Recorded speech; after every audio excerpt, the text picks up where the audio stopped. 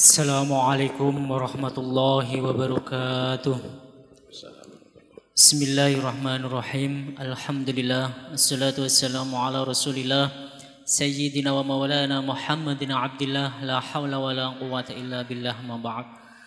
Hadratal muhtaram, yang terhormat beliau Habib Ja'far Al-Musawwa. Saya hormati para jamaah sudah salat maghrib yang berada di ruang salat utama Masjid Agung Jawa Tengah, para santri Ma'had Tahfidz Al-Quran MAJT Basnas Jawa Tengah, dan yang saya hormati pendengar setia Radio Dais, Radio Gaul FM, serta pemirsa MAJT TV dan TVku dimanapun Anda berada.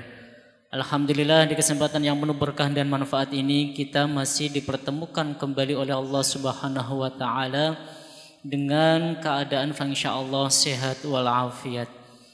Kajian pada malam hari ini yaitu kajian hadis kitab Riyadhus Shalihin. Insyaallah tema yang akan dibahas pada malam hari ini yaitu bersegera beramal baik atau bersegera melakukan perbuatan yang baik. Part yang kedua. Untuk itu bagi para jamaah dan para santri yang ingin bertanya nanti bisa ditanyakan langsung oleh guru kita, beliau Habib Ja'far Al-Musawwa. Dan bagi para pendengar serta pemirsa yang ingin bertanya bisa melalui WhatsApp-nya Radio Dais di 0821 336 70.000. Untuk mengawali kajian pada malam hari ini, terlebih dahulu mari kita buka dengan bacaan umul kitab li ridhaillah wa li syafaati rasulillah bi barakati suratul Fatihah. A'udzubillahi minasyaitonir rajim. Bismillahirrahmanirrahim. Alhamdulillahirabbil alamin arrahmanir rahim maliki yaumiddin iyyaka na'budu wa iyyaka nasta'in ihdinas siratal mustaqim siratal ladzina an'amta 'alaihim ghairil maghdubi 'alaihim waladdallin. Amin. Selanjutnya mari kita simak bersama-sama kajian pada malam hari ini bersama dengan beliau Habib Ja'far Al-Musawwa. Waktu dipersilakan. Assalamualaikum warahmatullahi ta'ala wabarakatuh. Bismillahirrahmanirrahim. Alhamdulillahi rabbil alamin. Wabihi nasta'in ala umuri dunya waddin. Summa salatu wassalamu ala imamil anbiya'i wal mursalin Sayyidina wa habibina wa syafi'ina wa qurrati a'yunina wa maulana Muhammadin sallallahu alaihi wasallam wa ala alihi wa ashabihi ajma'in, amma ba'd. Bapak dan Ibu hadirin hadirat yang saya hormati, dan juga para pemirsa MAJT TV dan juga TVku dimanapun berada, serta seluruh pendengar Radio Dais dan juga Radio Gaul FM, rahimakumullah. Alhamdulillah, kita bersyukur pada Allah Subhanahu wa Ta'ala yang kembali mempertemukan kita di ruang sholat utama Masjid Agung Jawa Tengah. Semoga pertemuan kita diridhoi oleh Allah Subhanahu wa Ta'ala sehingga apa yang nanti saya sampaikan bisa bermanfaat untuk kita semuanya. Amin ya rabbal alamin. Sebagaimana yang tadi disampaikan oleh Ustadz Faiz, tema kali ini masih meneruskan, yaitu bersegera untuk berbuat baik. Saya langsung bacakan dulu. Bismillahirrahmanirrahim. An Jabir radhiyallahu an qala Qala rajulun lin Nabi sallallahu alaihi wasallam yauma Uhudin. Ara'aita in kutiltu fa aina ana? Qala fil jannah. Fa alqa tamaratin kunna fi yadihi. Summa qatala hatta kutila. Muttafaqun alaih. Dari sahabat Jabir radhiyallahu an mengatakan bahwa pada perang Uhud ada seseorang bertanya kepada Nabi Muhammad sallallahu alaihi wasallam, apakah Tuhan tahu seandainya saya terbunuh, maka di manakah tempat saya? Lalu beliau menjawab, di dalam surga. Kemudian orang itu terus melemparkan biji-biji kurma yang ada di tangannya, lantas ia maju perang, sehingga ia mati terbunuh. Hadis diriwayatkan oleh Imam Bukhari dan Imam Muslim. Jadi hadis ini kan menggambarkan apa yang dalam tema ini bersegera untuk berbuat kebajikan. Ada seorang sahabat bertanya kepada Rasulullah Sallallahu Alaihi Wasallam pada saat perang Uhud. Perang Uhud itu kan perang yang hampir mencelakai Nabi Muhammad Sallallahu Alaihi Wasallam. Jadi pada saat itu Nabi sudah menerapkan satu strategi perang. Pada saat itu beberapa sahabat-sahabat Nabi itu sebagian ada yang disuruh naik ke Bukit Uhud. Yang di Bukit Uhud itu tugasnya untuk melempari batu kepada musuh-musuh. Dan itu berhasil. Jadi begitu orang musyrikin, orang-orang kafir itu masuk, maka dilempari batu. Wis pokoknya sak kenanilah. Orang itu diincer-incer barang itu ndak, dari atas wer. Nah tentunya pasukan-pasukan musuh itu kaget. Kok tiba-tiba ada batu yang jatuh dari atas. Nah ketika kaget itu, maka pasukan-pasukan muslim ini masuk. Sehingga mereka kocar-kacir. Walhasil keadaan itu sudah boleh dibilang 70%. Ya, mereka bakal kalah. Nah, ketika mereka itu kocar-kacir berlarian, sudah bahasane pitik wis keok gitu ya, sudah berlari, sudah mundur. Nah, di dalam aturan perang itu, maka anggota-anggota itu apabila menemukan sesuatu benda, itu menjadi miliknya. Begitu.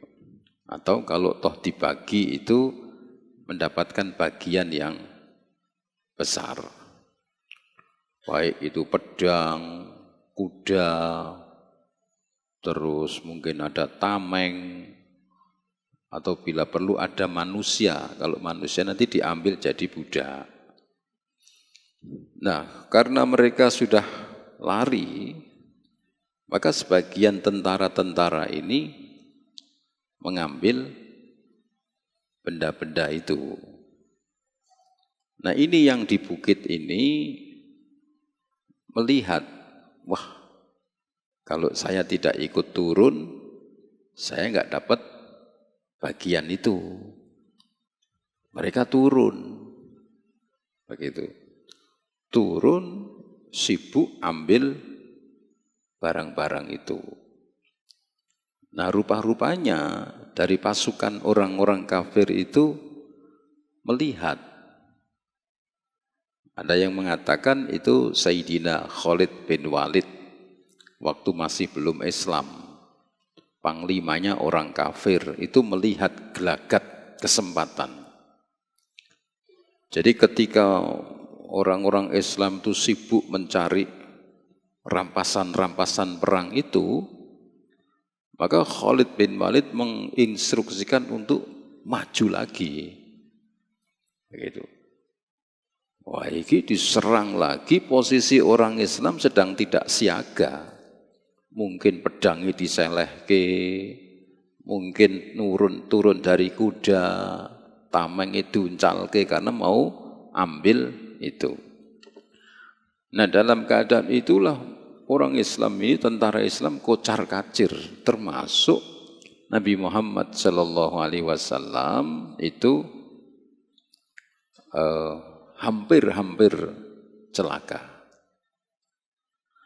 Nah, setelah itu Rasulullah SAW kembali bangkit untuk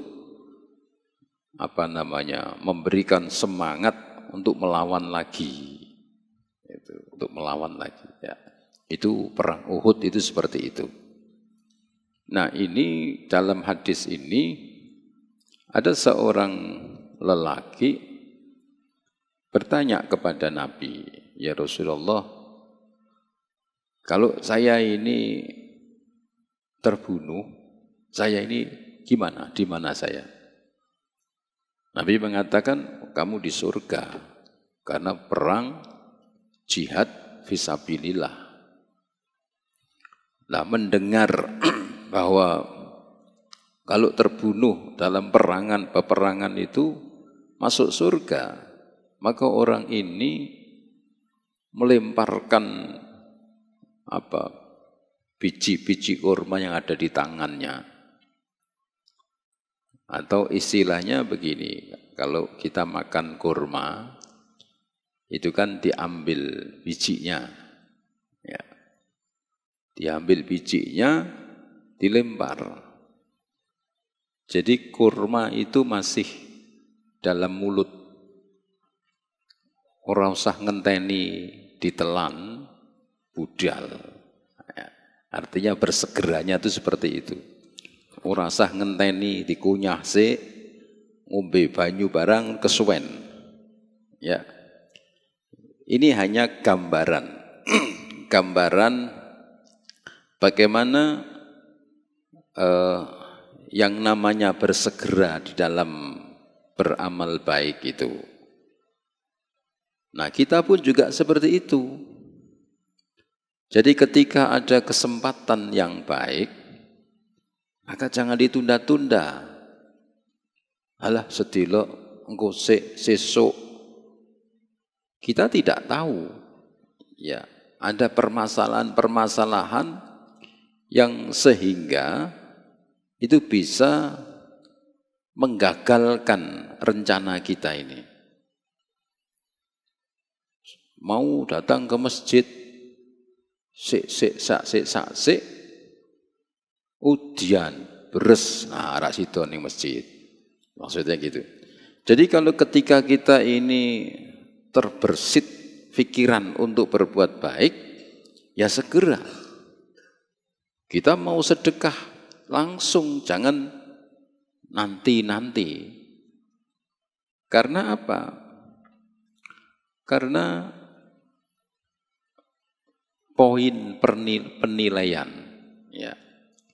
poin penilaian itu ada di dalam itikat niat.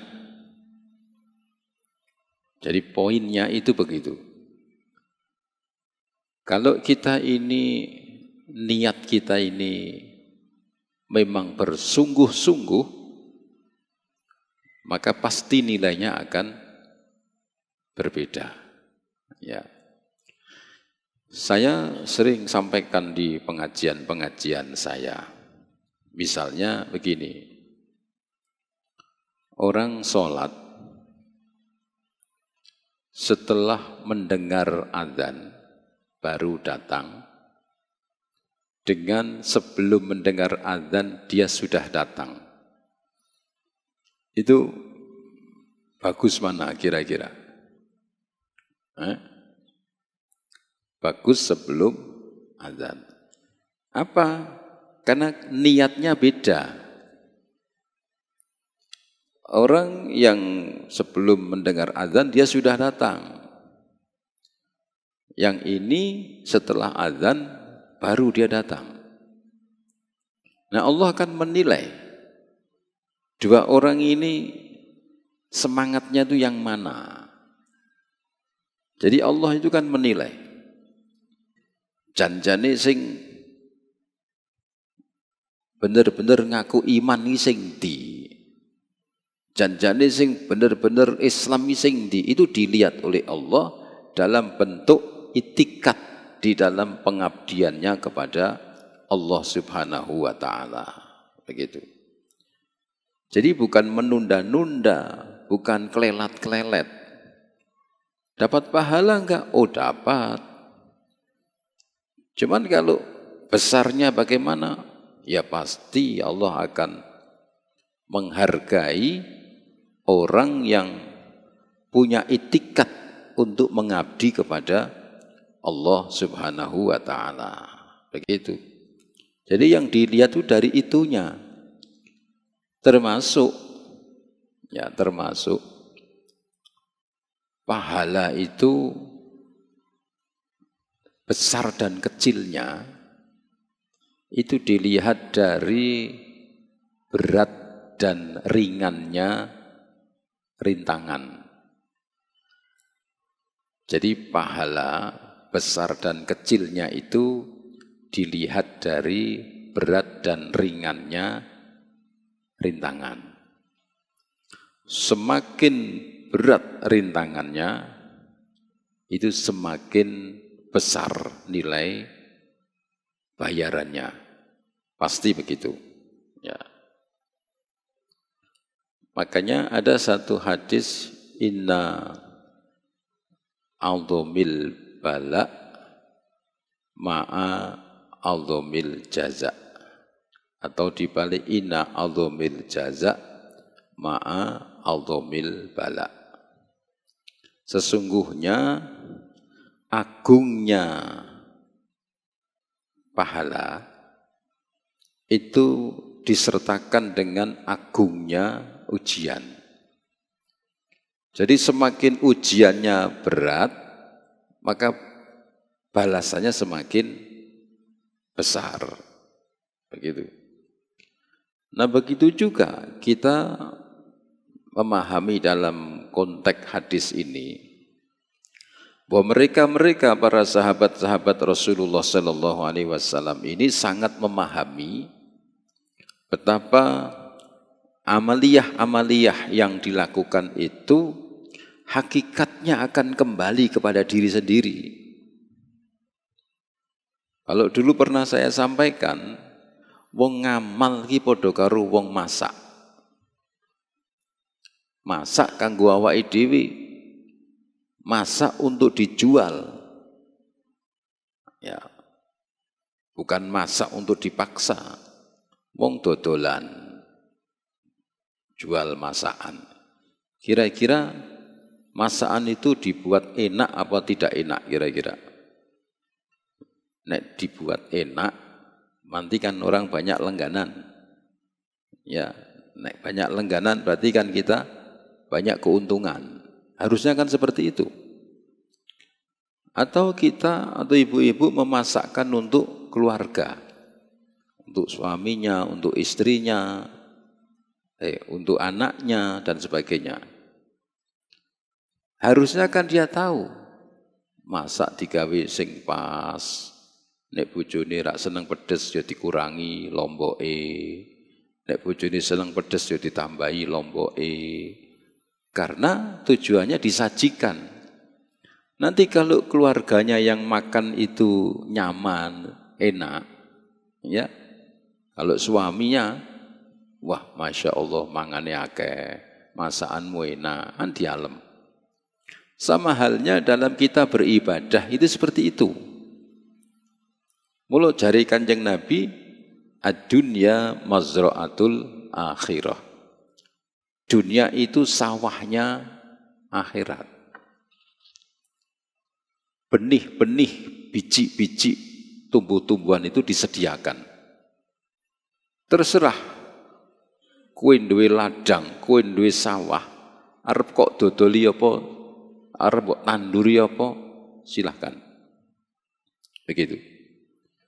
Silakan mau ditanami jagung, mau ditanami tebu, mau ditanami terong, mau ditanami stroberi, silakan. Hanya konsekuensinya, ya, buah-buahan yang harganya mahal itu biasanya aten-atenane rodok angel. Ya toh? Kowe nandur pohung mbok cubleke tok tukul, ya pohong mbok tancapke tok ngono, bila perlu rasa mbok sirami mbok idoni tok ngono tukul, istilahnya sampai seperti itu. Tapi hasilnya pohong sak truk karo stroberi sak pickup larang ndi kira-kira. Itu tak. Tapi ngolahnya stroberi itu susah. Sama dengan orang beribadah. Kowe nek gur jengklat-jengklit, ya entuk ganjaran. Ning aja njaluk ganjaran sing koyok salate wong sing begitu. Enggak bisa nanti di akhirat, ya Allah kok saya cuman surga sing ngisor-ngisoran, kok enggak dia. Wong kae nek salat genah padake kowe salat gedebukan koyok ngono kuwi. Beda. Jadi kita ini hidup di dunia ini sama halnya kita ini sedang menanam, bercocok tanam. Biji-bijian diberikan oleh Allah. Silahkan. Kita punya masing-masing punya kesempatan untuk menanam biji-bijian yang seperti apa silakan. Nah, orang yang pinter rekoso sithik gak apa-apa. Begitu. Sing dodol warung rada angel. Ya. Lombok dirajangi alus-alus supaya menarik. Brambang ya sing alus-alus. Iki ora. Brambang siji diketok tadi telu, cetok. Sing mangan keceplos brambang kabeh, ya. Iki masak ra genah iki.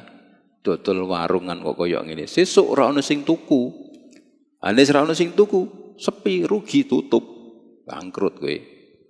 Orang yang pinter itu wani rekoso sithik. Berani rekoso tapi hasilnya nanti begitu. Nah, amal itu juga begitu. Amal-amal yang berat-berat itu akan diberi nilai tinggi oleh Allah Subhanahu wa taala. Nah, kembali ke dalam hadis ini bahwa bersegera untuk berbuat baik itu menjadi satu tekad kita bersama. Karena kita merasakan bahwa kita ini butuh pahala. Kita ini butuh rahmatnya Allah. Kita ini butuh ridhonya Allah. Ya kita tunjukkan rasa butuh kita. Jangan kelelet orang niat. Ya, jangan seperti itu. Itu ya.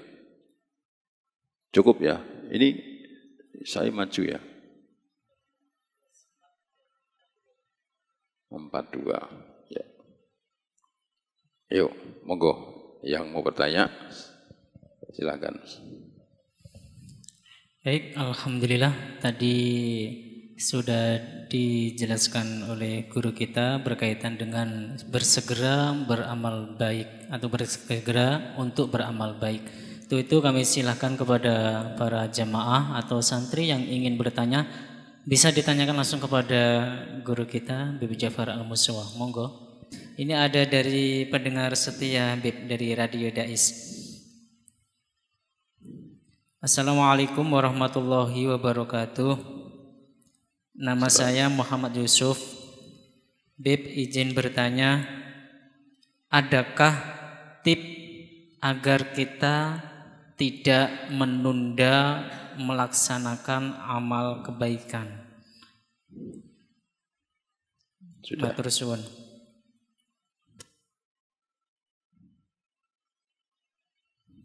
Tipnya apa itu?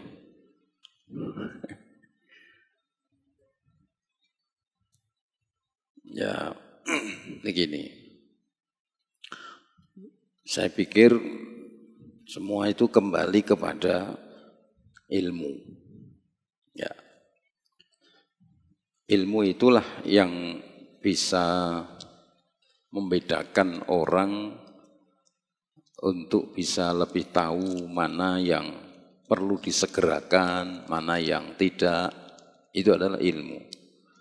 Kalau orang punya ilmu, orang faham, maka dia akan bersegera.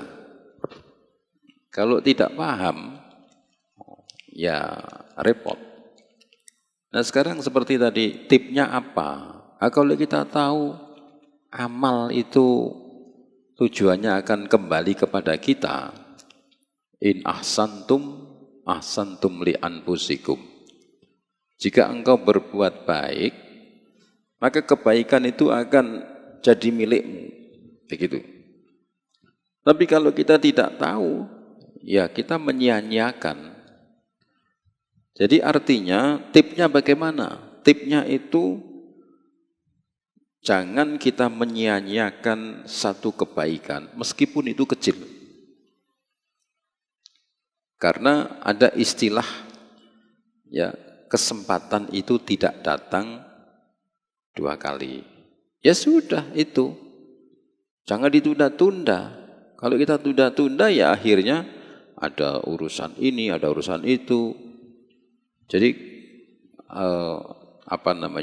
tipnya itu seperti itu. Ini poin harus kita ambil. Ini poin yang kita butuhkan. Ini investasi yang harus kita lakukan. Saya kira begitu tipnya ya. Ayo, masih ada lagi? Assalamualaikum warahmatullahi wabarakatuh. Assalamualaikum warahmatullahi wabarakatuh. Ada pertanyaan mungkin bisa sampaikan ke Habib Jafar. Ada satu riwayat mengatakan bahwa kalau sedekah itu kan manfaatnya buat untuk orang lain juga untuk kita. Sementara ada ibadah itu yang manfaatnya baik buat diri kita sendiri. Misalnya kalau sholat itu kan baik buat diri kita, sementara buat orang lain kan enggak. Terus kalau kita mensiasati hal semacam ini, ketika kita bersedekah tapi enggak sholat, hukumnya bagaimana? Terus kalau misalnya kita sholat tapi kok kita sedekahnya kasai iman-iman gitu, Bib. Terus yang terideal, yang paling bagus itu yang bagaimana? Yeah.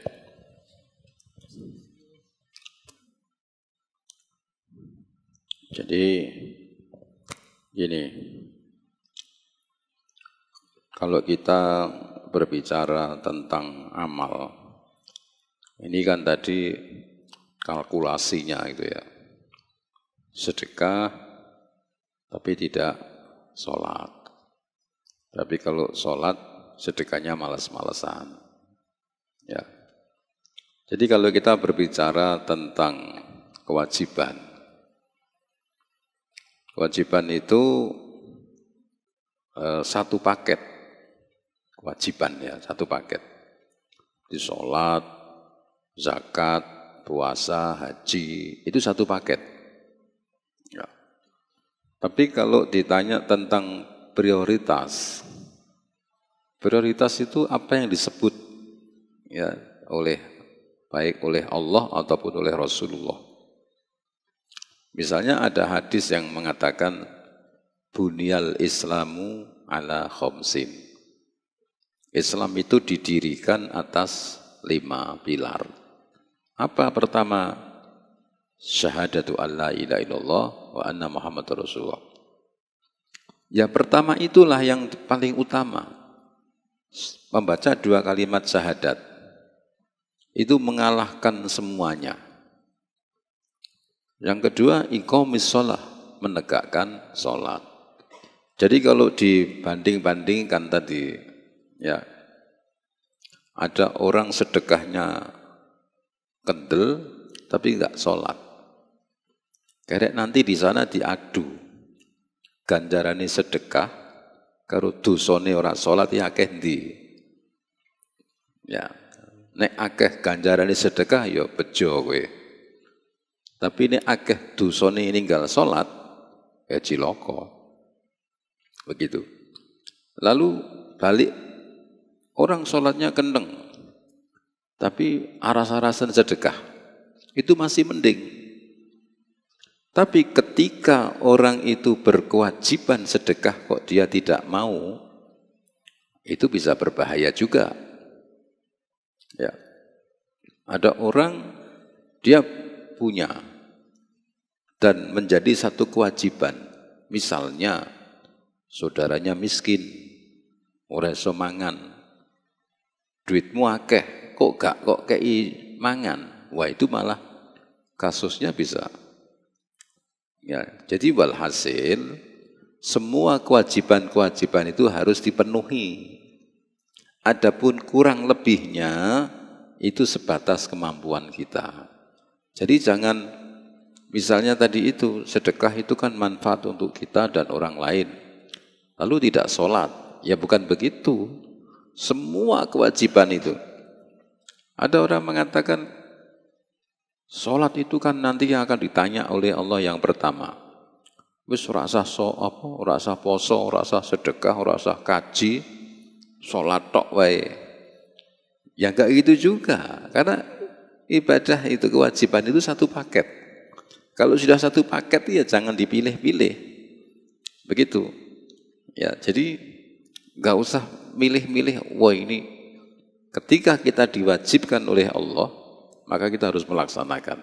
Karena kaidah wajib itu kalau dikerjakan dapat pahala, kalau ditinggal dapat dosa. Itu wajib. Kalau haram, kalau ditinggalkan dapat pahala, kalau dilakukan dapat dosa. Itu yang haram. Kalau sunnah dilaksanakan dapat pahala, ditinggal tidak dapat dosa. Ya, jadi kalau wajib dilaksanakan dapat pahala, ditinggal dapat dosa. Sudah gitu aja. Sehingga kita enggak berani sembrono ora poso, ora ngene ya. Ada orang misalnya puasa tapi enggak sholat. Atau sholat tidak puasa. Bukan begitu. Jadi ketika kita menjadi wajib, maka kalau tidak kita laksanakan kita berdosa, gitu ya. Jadi pokoknya jalani kabeh lah, ojo dipilih-pilih, gitu. Masih ada waktu? Oh sudah cukup, habis. Ya, monggo ditutup. Baik, alhamdulillah kajian pada malam hari ini sudah selesai. Mudah-mudahan kajian pada malam hari ini mendapatkan ridho dari Allah Subhanahu wa taala. Dan mudah-mudahan berkah manfaat untuk kita semua. Mari kita baca hamdalah bersama. Alhamdulillahirabbil alamin. Akhirul kalam wallahul muwaffiq ila aqwamit thoriq. Wassalamualaikum warahmatullahi wabarakatuh.